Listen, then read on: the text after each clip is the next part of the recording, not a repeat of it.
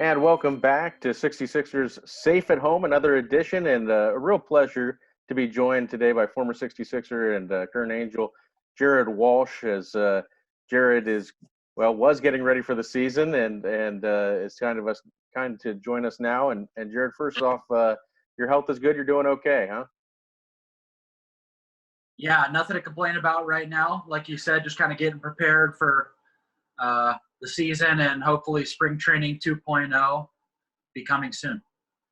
Well, and for fans who have seen Jared, he's in kind of a unique position in baseball these days, is that when he was coming up in the minors, Jared was a power hitting first baseman, and every once in a while they'd throw him out in the outfield too. And his versatility was great, but in college he had pitched. And in minor league baseball, sometimes, they ask a guy to come out on the mound and pitch. And every time he did, he got guys out. And lo and behold, in recent couple years, baseball, with the Angels at the vanguard of that, have been tinkering with guys pitching as well as being position players. And Jared, you're one of those guys. So you're at the crest of this new movement. How does it feel to be a pioneer? I definitely wouldn't use that verbiage for myself. I would say Otani, absolutely. Me, more so just trying to contribute in any way I can. I don't think it's ever going to get to the point where I'm a frontline starter like Shohei has been, but I think I saved a few innings off the bullpen last year, and that's pretty much my entire goal. If it develops into something more, then gladly, I would love for that. But right now, if I save, Buttrey or Key or any of our relievers a few innings at the end of the season, I think that provides value. Well, you wouldn't be in that position, however, had your bat not always been brought to the ball yard. And I know you hang your hat on that. And really, I thought that your first year in Inland Empire, you had just a phenomenal year, and you had to deal with something that players have to deal with, but it can't ever be easy, is where you get sent back to the team you were with the year before, and all you did was just hit bombs. You start hitting tanks, and the next thing you know, you're rising up the ranks again. But that has to be difficult when you feel like you're doing well and someone else has a different timetable for you. Yeah, I mean, I would be lying if I said I wasn't a little bit disappointed at the start of the season, but I think for more than anything, you build relationships with those guys over the course of a year. If you got 6 months, you're living with guys and traveling with them. So some of my best friends in the world were on that team in 2017. And so I felt a little bit left out. Some of them went on to AA or AAA or whatever it might have been. And I was still in high A. But then it's all about improvement. So if I can go to high A and get at bats and get better, then that's a no-brainer in terms of going to another level and maybe not playing every day. So for me, at the time I was a little bit disappointed, but I think it completely changed the trajectory of my career looking back in retrospect. Well, you really started hitting the ball out of the ballpark that year, and it continued in AA, and then following year in AA and AAA, you just were hitting home runs at a pretty alarming clip. What were there mechanical differences? I see your swing now against your first year. I've seen some video clips, and it does seem like that you made some adjustments to not only your stance, but just your hand position, things like that. Yeah, absolutely. So something that I've always dealt with was I'm a very mobile, very flexible person. So sometimes I can get into somewhat weird looking positions that are a little unconventional, but when I was in college, I always felt like I had a little bit of power, but in 4 years, I think I hit 9 home runs combined. And then, reached out to some people and, kind of changed my philosophy on hitting a little bit. And then, when I came to the Angels about that, they were more than supportive. And, over the time that I've been in this organization, they've continued to bring in like extremely intelligent minds when it comes to hitting. So they just kind of kept me in check with the new ideas. And then, it's really just took off from there. And I'm really grateful because I have a lot of friends, not going to name any names, but a lot of friends in other organizations that they don't embrace that kind of thought process like the Angels have. Well, they've also embraced, as we talked about earlier, that, if you have abilities, certain abilities, let's try to maximize those. And one of those abilities you mentioned in college, University of Georgia, you were a pitcher there, and you now have proven that you can get professional hitters out. And like you said, you don't maybe feel like you're Shohei Ohtani, but you can get guys out, and you did so last year at the big league level. So that's, guys go into spring training, and I know you can only judge by how you go into spring training, but my guess is you were getting, multiple phone calls on how we're going to treat spring training for you, because you obviously not only had to go in and get your swings in and work on your defense, but you also had to, I would assume, throw some bullpens. Yeah, absolutely. And pitching's one of those things where if you're not throwing bullpens prior to showing up to spring, you're in big trouble. You can get away with it. If you don't want to hit in a cage on a daily basis, you'll probably be a little bit rusty, but you'll be okay. Pitching, if you're not preparing, you're going to get hurt. I don't think there's anybody that's going to doubt that. So yeah, I mean, it's definitely another wrinkle, in a little bit different set of skills that you have to work on. But in the off season, when I train, I work out with a lot of position players and a lot of pitchers. So it's not like I feel like I'm investing way too much extra time into it to where it's a hassle. What about, I know that there was some rule changes going into effect, in the near future about having to face 3 batters, and also roster spots being for a guy who maybe plays multiple positions, there being an added roster spot. Was any of that factoring into you're not the deciding factor on whether you're on the big league roster, but in terms of, how people were talking to you about how this season may go and the variables that would go into your job potentially? We didn't have any specific conversations about it. I do think that it's a possibility. I think where it's going to show up the most is in those kind of games, whether you like them or not. If you play 162 games, there's going to be blowouts, both good and bad. So, I think where it could be really useful is, you have somebody like me that could come in if you're up 12-1 and it's the 7th inning, and I throw the last 2 or 3 innings, and then you're not wasting a quality reliever. Or even more so in a playoff series where maybe it's game 6 and you're going to game 7, you're getting blown out. If I go out there and throw 3 or 4 innings, I think that could be a ton of value because you're not wasting the best guys that you have. But, I think that stuff needs to materialize before. I've thought about it a little bit, but we haven't really had too many discussions about it.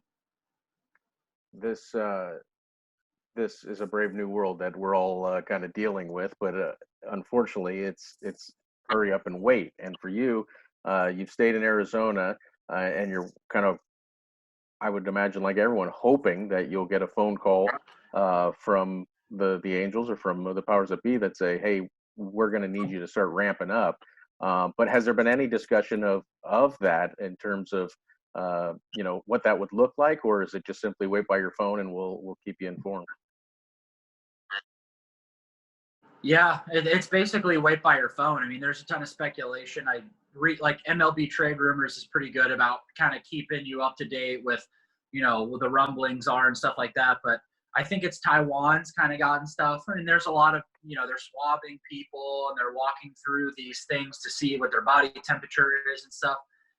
And if we're being completely honest, I'm willing to sacrifice that. I think it's a big year in my career. So if I have to get swabbed on a daily basis and walk through some little thing that tells me my body temperature, I'm down to do that because I want to play. I think most people do. Everyone prepares so hard in the off season. So you don't want to kind of waste your time by busting your butt for 5-6 straight months and then, not getting able to showcase your skills. You'd be in a unique position also in that you might, if they do open, let's say in a kind of a 1 or 2 sites type of place, but maybe don't open the minor leagues, you might have to be in that limbo area where you got to stay clean, so to speak, but also be ready to play. So a lot of variables still to work out, aren't there?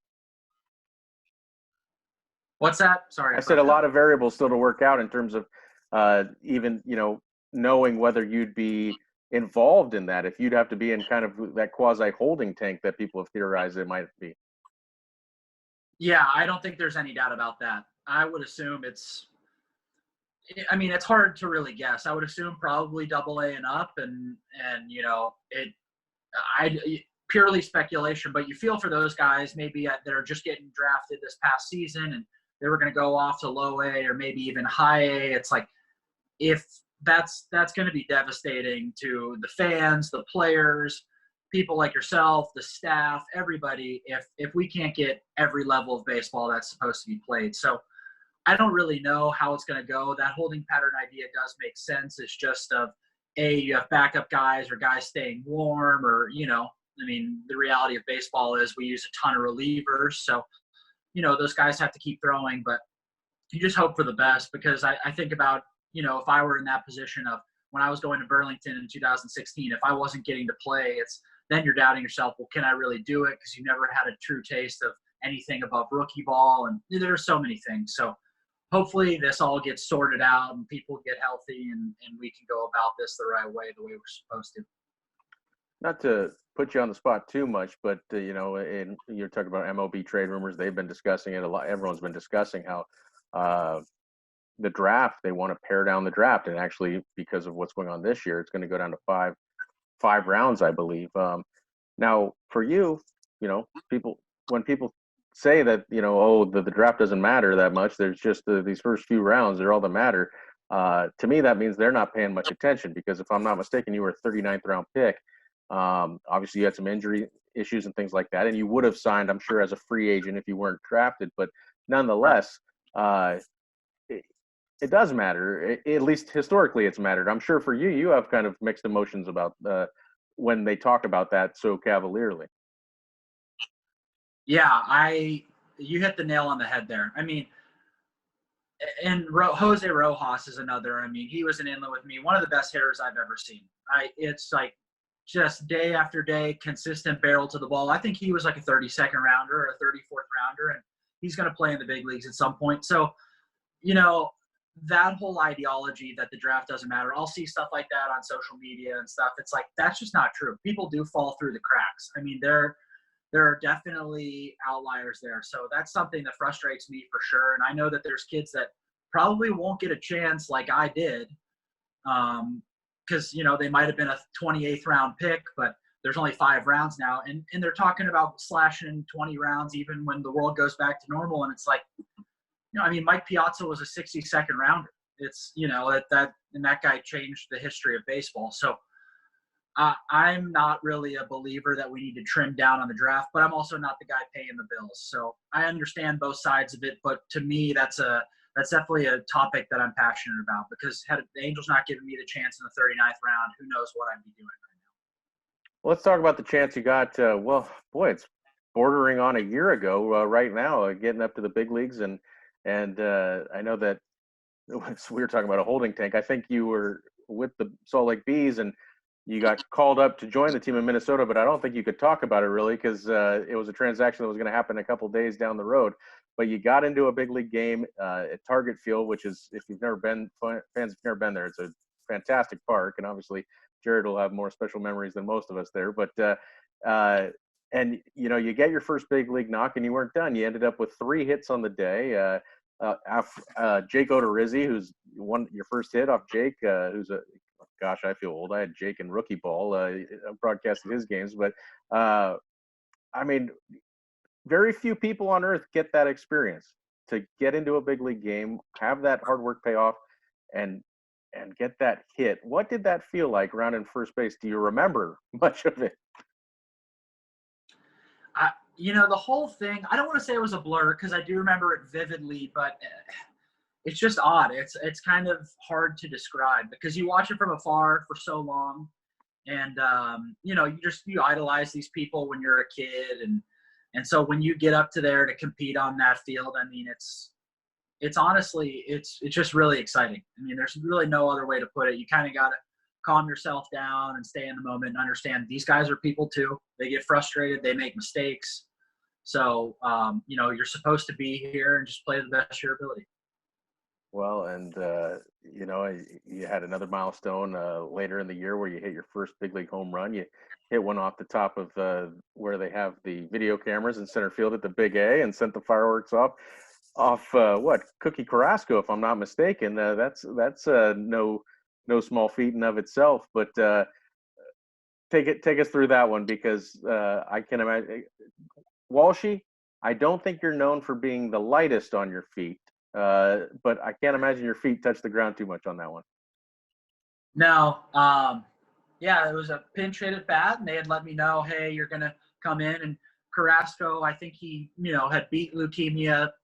I'm not sure how much before that, but Yeah. was working his way back, and he was zipping it in there good. I mean, mid 93, 96, I think, and I just felt good. I felt like I was seeing it well, and I think I actually chased a pitch a little bit low and out of the zone, but that's kind of where I like it. So just made good contact, and I kind of knew right when I hit it. It was one of those where you're aware that you've hit it, but you don't really feel it. And so once I saw the trajectory, I knew it was gone. It was kind of, they were asking me about, like, did you get the ball and stuff? But I don't want to say so much in shock. I was just, wow, it kind of set in. I hit a major league home run. So hopefully many more to come after that. Yeah, indeed. What was it like, though, the first time on the mound? Because, take us through that, because I don't know if that was a rush decision or if you knew you were going to, how that all took place. We were playing the Twins at home, and had a rough game. It was not going our way. We were supposed to play the day before, got rained out, so we made it up the next day. We had a really rough game. And so Osmus looked over at me and said, hey, head down to the bullpen. So I was in the bullpen throwing, getting ready, and they brought me in. And, I mean, it's all the same game, but the one thing that I can say is the strike zone is about the size of a grape. Like, I was throwing pitches, I'm like, that's a strike ball. Like, he wasn't even considering calling them strike. And I'm like, that was the thing I noticed in 2018 when I went from the Cal League all the way to the PCL and hit the Southern League in between, was how much smaller the strike zone got at each place, because I was throwing pitches in the Cal League that in the PCL weren't even close to being strikes. And so I was just like, once I got to the big leagues, I felt like if you don't throw it right down the middle, it is a ball. It's unbelievable. Do you feel that same way when you're hitting? No. About the strike zone? No. It's all subjective. No. I got you. I'm getting screwed all the time. Right. Woe is me, huh? Well, yeah, I tell you what, Walshy, we're real thankful we finally got a chance to catch up with you. And we wish you all the luck in the world and all the health. And you have such a unique career and story that's only really getting started in people's eyes. But we know how much work you put in and how much grinding you've done over the years. So thanks for joining us, and best of luck.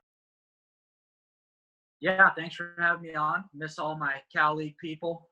Great setup at Inland Empire, and definitely two of the best years of my life in baseball. So miss everybody. Hope everyone's doing well. Well, that's Jared Walsh. He's a fun one, folks. If you're unaffiliated on a player to root for, this is the guy. So, Jared, thanks so much. And this has been Inland Empire 66ers Safe at Home.